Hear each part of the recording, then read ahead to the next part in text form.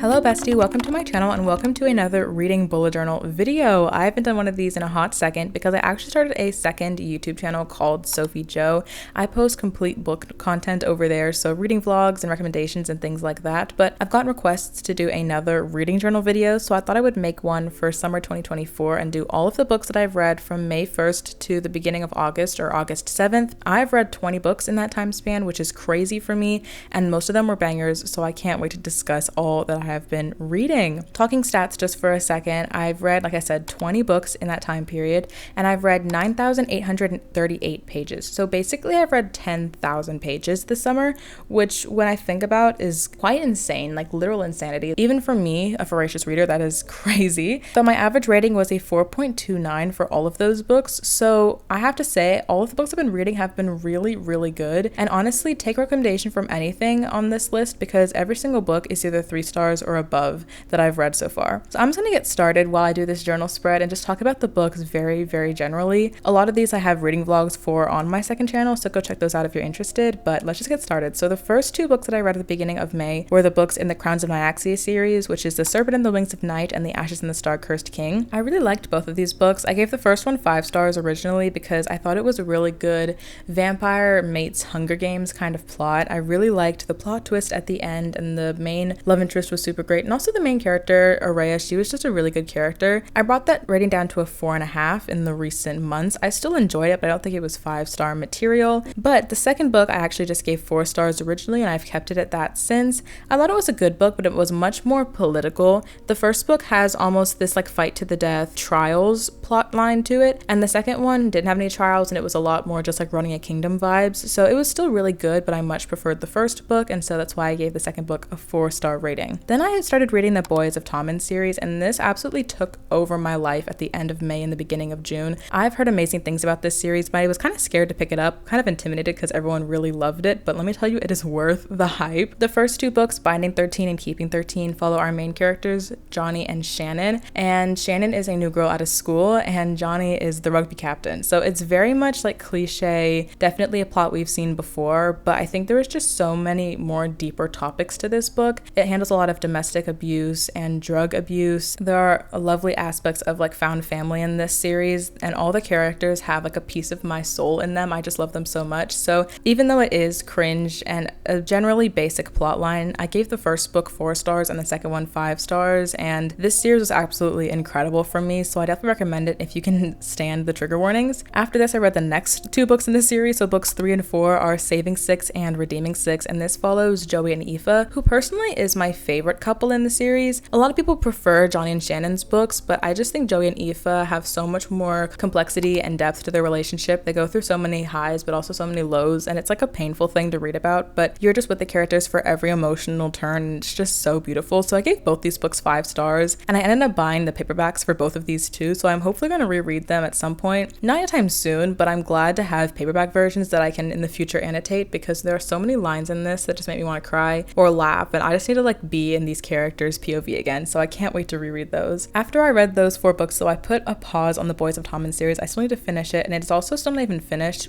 being written, but I went and started a couple rereads because you'll find that I actually reread a lot of books over this summer that I've read in the past before. So first I read Crow by A. Zevarelli, and this is the first book in the Boston Underworld series, which is a mafia series that I read originally a couple years ago. While rereading this book, I kept my same rating of a 4-star. I thought it was super, super good. It follows our main characters Lachlan, who is a mob boss of the Irish mafia, and then Mackenzie, who is trying to find her lost sister and decides to get a job with the mafia because she thinks that they might have something to do with her disappearance. So really good. I think if you've read Mafia before, this plot is nothing crazy. It's very basic. It's very much been done before, but it was also really enjoyable because Mackenzie's not the main character that like lets everyone walk over her. She is very much stand up for herself and like a tough, brutal girl. So I really liked her character, and I actually liked this book more than the sequel, Reaper, which I also read this summer. When I first read this series, I thought Reaper was better, and I actually gave Reaper 5 stars, but since I brought it down to 4 stars, and I also now think Crow is the better book, although I still really like Reaper. Reaper follows another another girl in the mafia. Her name is Sasha, and then a guy named Ronan, and their relationship. And this one's a little different because Ronan has a lot of like trauma in his past that he has to work through, so it's a little bit more emotional, hard-hitting. Both of these books cover topics like sexual abuse and a lot of underground like mafia things that are definitely not good. Watch for your trigger warnings once again, but these are really good as far as mafia books go in my opinion, and so I was really happy to reread them. Now in between reading those two books, I finished The Tat Twist of Auschwitz, which took me a couple weeks to read, but I ended up enjoying this book. However, this is the lowest rated book out of my entire summer, and it was a 3-star. So although I still liked it and gave it a good rating, because 3 stars isn't even a bad rating for me, it definitely wasn't my favorite thing ever because I didn't connect with the writing style. Now just on a general overview, this is a pretty popular book, but this book follows our main character Lale, who is a prisoner in Auschwitz, which is a German concentration camp in World War II if you weren't aware, and he becomes the tattooist because he can speak a lot of languages. And so it's a story of him trying to survive this camp over multiple years, meeting lots of people and also losing lots of people, and then he meets this girl and they have a little romance too. But I just think the writing style of this book didn't connect with me, which is why I didn't enjoy it very much. It is based off a true story, so obviously I can't like diss someone's personal experience, and definitely this is a terrible time in history and a terrible experience that man went through. I'm glad that he survived, but there's so many people that didn't, and so a story like this is very important to read. That being said, I just didn't think the writing style connected with me, so I gave the book 3 stars in general, and I just think that there are better World War II books out there that I have read and or want to read.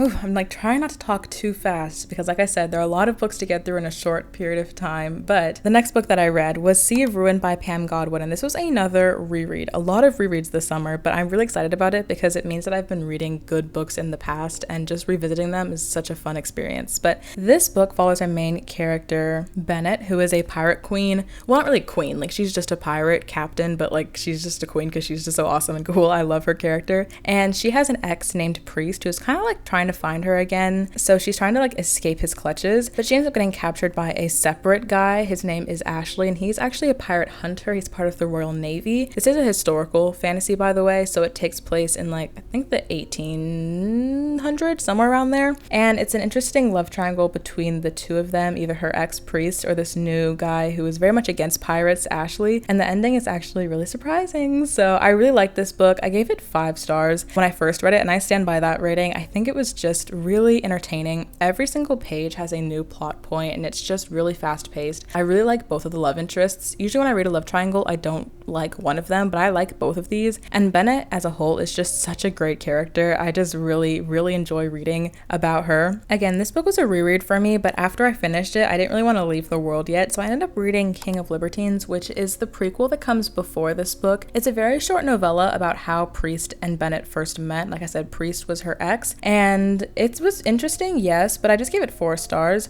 While I liked the book well enough, it was like extremely short. It was like less than 100 pages, and all I really did was read it because I wanted to stay in the world a little longer. So it was a really fun little novella, but it wasn't anything crazy. And I also hate the cover of this book so much. I hate shirtless men on covers. There are a couple other covers so far in this video that have like shirtless guys like their back, especially like the Boston Underworld books. Not my favorite thing ever, but we have to just ignore it. But the content of the book was much better and I did enjoy it. Okay, now we're gonna move into a lot of very popular book talk books because at this point of the summer, I started recording a lot of reading vlogs that I've been posting on my second channel, and I wanted to do a couple at once. So I first started making a summer TBR video where I was reading a bunch of summer books that I had planned to read at some point during the summer, and they're all pretty popular book talk books. So the first one is Just for the Summer by Abby Jimenez. This is her 3rd book in the Part of Your World series, and I'd read both book 1 and 2 in February of this year, so I was definitely excited to read this, but I was also hesitant because I don't know, I felt like I had too high expectations and I didn't know if it would measure up. But it's Abby Jimenez, okay? She always measures up. So I ended up giving this book 4 stars. The problem with me when her books is that they always have a miscommunication trope in it, which is why I can never give them 5-star ratings, but I think they're just so beautiful and so emotional, and I love the love interests in these books, especially Justin in this book. He was amazing. He would do everything for the main character girl in this, and I can't remember her name off the top of my head. that. I want to say it's like Emily.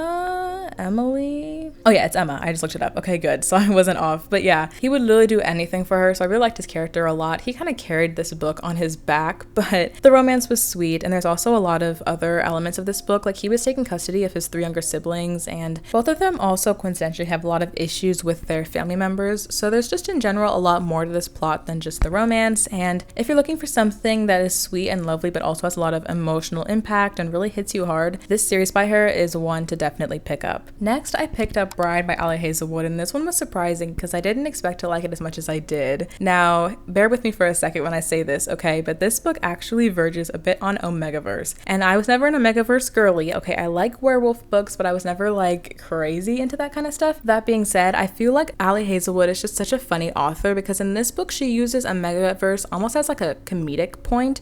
She's not really serious with it. Like she's almost laughing at it with us, even though she wrote it. It's like a communal joke. So I really liked this book because it was really funny and self-aware of how silly it was. This is a romance between a werewolf and a vampire, but there are definitely a lot of Omegaverse tropes in this that may turn you off in any other case, but I think you should try to give this book a chance. It's not taking itself seriously. That's just it. It's different, it's funny, but it's also really sweet. I think the romance was really nice because Lo, the main character, literally like loves the main girl so much. Her name is Misery, and he would literally die for her from the very beginning. We get little snippets of his point of view in just a couple sentences every chapter, and the way that you can tell he's like head over heels for her way early in the book, but he's still being like standoffish and the grumpy part of their kind of grumpy sunshine, but it's also more like a grumpy situation. I don't know, the romance is just so sweet, and I liked it more than I thought I was going to, so I gave it 4.5 stars. Try it, just give it a chance, okay? You may like it more than you think. Next, I read Done and Dusted as an audiobook literally in one single day. This is by Lila Sage, and it is a country romance, and I was scared because I love the Chestnut Springs series by Elsie Silver, and I didn't know if I would love this, but I actually really enjoyed it. Now, this book is very cliche, very stereotypical. It's a plot that everyone and their grandmother has seen before, and so it was very much not original. However, I do think it stands apart from Chestnut Springs, although it does have similar aspects of like found family and, you know, ranch and stuff like that. They are very separate series, and I really liked the MMC in this a lot. The FMC has some like anxiety and mental health things that she's trying to get over, and he was just so supportive with her in that, so I really appreciated it. And it was also surprisingly spicy, so it's a really fun blend between like spicy scenes and also really emotional scenes. Like I said, there's basically a very predictable plot. Everyone can guess what happens. There's no crazy plot twists. It's basically like a rom-com movie, like you know what's gonna happen, but we're here for the ride and we're enjoying it anyway. And also there is no miscommunication trope in this book, which is wonderful because I hate miscommunication tropes, so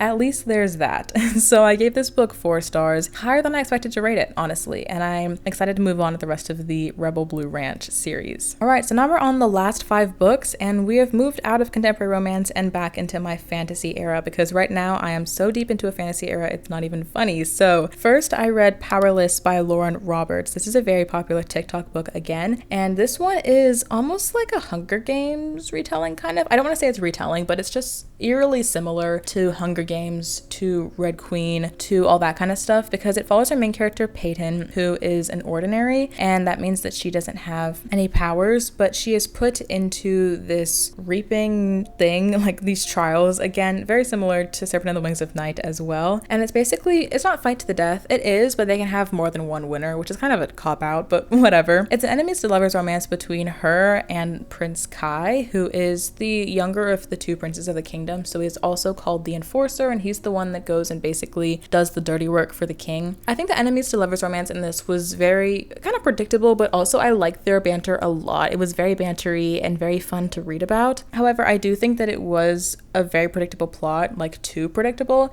and I think it was too similar to other popular books like Red Queen, Hunger Games, like I said earlier. So I wanted to rate this book higher, but I ended up giving it 4 stars. Still a really good rating, and I just bought the next novella and the sequel that I'm excited to read about, but I unfortunately thought this book was going to be higher rated than it was, so a little bit of a disappointment, but still like 4 stars is an amazing rating, so like it was still really good. Next I read This Is How You Lose the Time War by MLE Motor and Max Gladstone. So this this was the other low-rated book this summer. It's a 3-star rating for me. Now, this is a really interesting concept because it is a time travel romance, and it follows our 2 characters, Red and Blue, and they are both time traveling agents, and they go back in time or forward in time and switch things around to change like the reactions to things. But as they do that, they fall in love, and it's a little bit of a Romeo and Juliet retelling because they are on 2 different agencies, so like they're kind of enemies a little bit, or at least rivals, but they write letters to each other through time. And that was the most beautiful part of the book, I think, because they like would either write messages in the lines of a tree that grew over thousands of years, or they would send messages through animals and stuff like that would pop up as they time traveled, things like this. So really, really sweet, and I love the writing in this. This was the first book that I've annotated. I made a whole vlog for it on my second channel, and it was really fun. But I think in general, I didn't feel like chemistry between the characters at all. I didn't feel like it was very romantic. I mean, that's a lie. The words were romantic. The words that they were writing were beautiful and gorgeous, but I just didn't really feel like the characters were real people.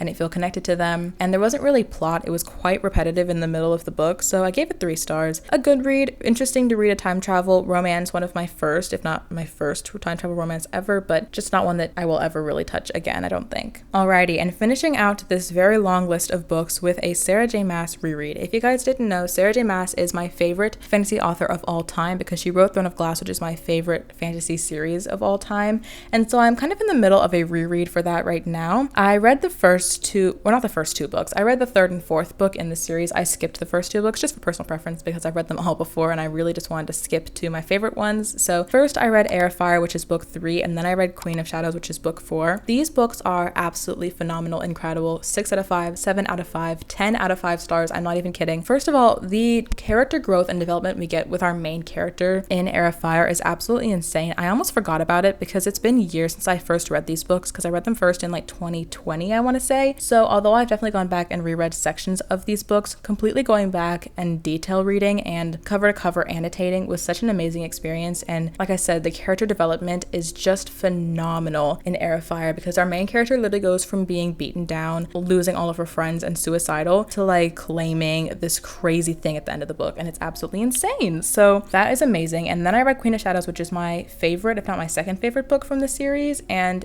again, absolutely incredible. I shed so many tears, I laughed, I cried. It was just a whirlwind of emotions, this experience, but it was incredible, and I will do it again whenever I continue to finish the series by reading Empire of Storms and Kingdom of Ash. I don't read Tower of Dawn. I am boycotting it, and if you want to know why, go check out my second channel. I feel like this entire video is promo for my second channel, but honestly, like, I just don't read Tower of Dawn. It's not my thing, so sorry. I don't care about Kale. I don't like his character. It's dumb. I don't like it. Whatever. But I am going to continue finishing the rest of the series throughout the rest of the year, and I'm so excited about it. But also, this very last book by Sarah J. Maas on this list is House of Sky and Breath, and you may have seen this book in a couple of my other reading journal videos earlier this year because it's a book that I already started this year but ended up soft DNFing, and I didn't know when I would come back to it. But since I've been in the Sarah J. Maas mood recently, I decided to pick it up and finish it for a vlog, and also because I just wanted to see what happened in this world, and I'm glad I did because I ended up giving this book 4 stars. Now, on the Sarah J. Maas scale, that is very low because Sarah J. Maas books are always, or almost always, 5-star, 6-star reads for me. So giving a book by her 4 stars is kind of crazy, but in the grand scheme of things, 4 stars is still a really good rating, so I still really enjoyed this book. My problem with it is it was kind of confusing. Like, there were so many things that happened in this plot. I think the Crescent City world is just a little bit too complex. There are too many hierarchies, too many characters, too many plot points. It's almost like, not that Sarah J. Maas bit off more than she could chew, but more than the rest of us could chew. So while she has this amazing grand plan, I think the rest of us are just trying our best to catch up, and we're a little slow compared to her crazy mind. So I was like kind of struggling throughout the middle of this book, figuring out what was even going on. But the very last chapter, like the very last sentence of that last chapter, threw me for a loop. If you know, you know. I am like absolutely in shock after reading the end of that. Like, my mind is whirling. It's crazy. So while I was on the verge of giving this book a 3.5, just because it was a little bit too confusing for me, I ended up giving it a 4-star because that ending sentence completely changed how I think about the book. And also, I watched Carrie Can Read's like wrap-up plot review of it just to kind of refresh myself on what all happens in the book, and it was really helpful because I just like got another overview of the book that I literally just finished, and I could remember the plot again. And I think having that refresh reminded me of all the little bits and bobs that I maybe forgot in the time period between DNFing and picking the book up again. So all that to say, I am going to continue the series and read the 3rd book, but I also am going to be rereading the rest of Throne of Glass, and I'm also going to reread one of the Aegyo Tower books. So expect to see a lot more Sarah J. Maas in the last couple months of this year because, girl, I am just invested in her so much. Even though I did have a couple issues with this last book, Sarah J. Maas is just incredible. I love her writing. She is a phenomenal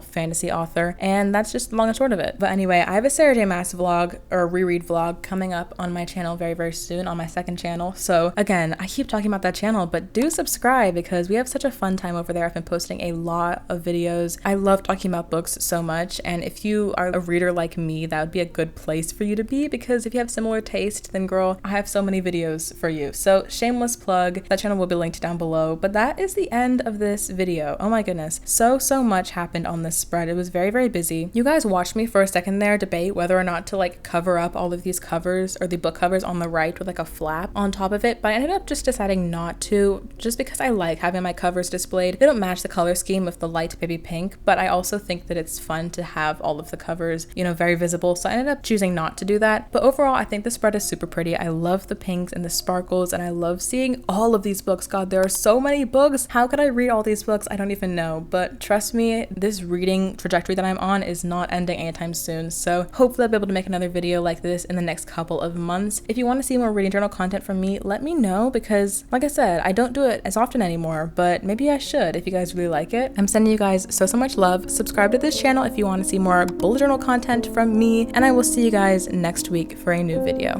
Goodbye!